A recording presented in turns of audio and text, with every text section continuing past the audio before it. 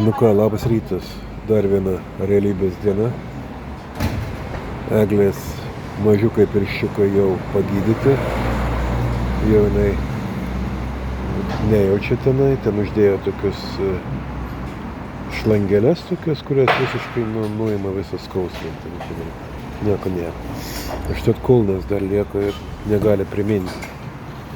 Tai realybė tokia, kad vėl į autobusų stoti ir 30 km ratais. Tai visi draugai palinkėjo tik tais to, nesivarginti, nedraskyti, nesižudyti. Susitarėm susitikti Nadžyroje visi. Jo. Tenai ir tada, reiškia, vėl džiaugsmingai bus. Eglė gyja, kada daug draugų yra. Jei gerai, linksma. Nu, vakar irgi buvo nuostabus vakaras bažnyčios parapijos namų albergėje, kada kunigas atėjo vakarienė jisai prieš vakarienę papasakojo apie piligrimystę, pagiedojom piligrimų himną senovinį 12 amžiaus, atrodo, kuris ten ant sienos pas jų matos yra, reiškia ten, neatsimenu, bet man atrodo Federico nufilmavo, tai Eglė sakė, parašysiu, kad atsiųstų tą įrašą. Žinai, kaip tas yra giedamas. Ten 3 žodžiai yra, žinai.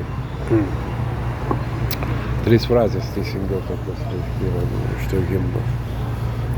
Tai va, tai paskui tokio papasakoju, palaimino maistą ir tada visi valgėme sočiai, salotos, sriuba, desertas. Labai gražiai pasakė, sako, žinai, donation, auka, kas yra auka, žinai, sako.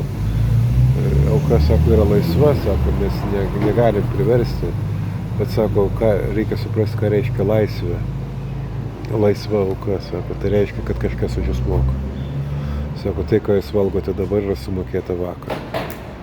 Nu, kažkas sumokėjo vakar, ir dabar jūs valgote štai dabar. Tai sako, tai šįryt jau buvo nesmagu taupyti visiškai.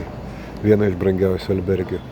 Čia yra geriausia eiti tos, kur ten paprašė 9 eurus ir tu, eini į miestą ir valgai, ten už 15 eurų kokį nors takos, žinai, vėl su vynu. Tai tokie merginos vakar buvo irgi išėjusios vakare aplink senamiestis ten. Tai nuėjo tokia vyninė, ten kolumbietis biškį uždėlsi su užsakymu, kažkaip jis užmiršo, paskui jis atėjo, kažką tai sako, kur užsakymas, atsiprašė, tai atnešėm dar 4 taurės vyno. Tai aš buvau iškviestas padėti jas įprivaikti.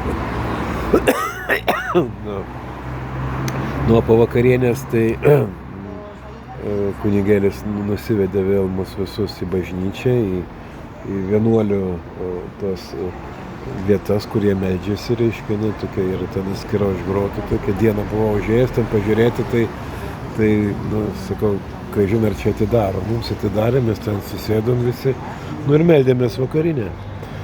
Visi kartu, žinai. Tai, vakarinė ta trumpa tenais, viena psalmė, reiškia, himnas, ir ten, kadangi visom kalbom, ten mūsų ten buvo viena net iš Tailando mergina, tai taitietiškai jinai skaitė ištrauką iš Šventojo rašto, paskui ten ir angliškai, ispaniškai, ir prancūziškai, ir itališkai meldėsi. Žinai, visi tai, skaitė atskiras dalis. Tai va. Žmonėms žiauriai patiko, kilo minčių. Ir aš manau, kad jie pajuto.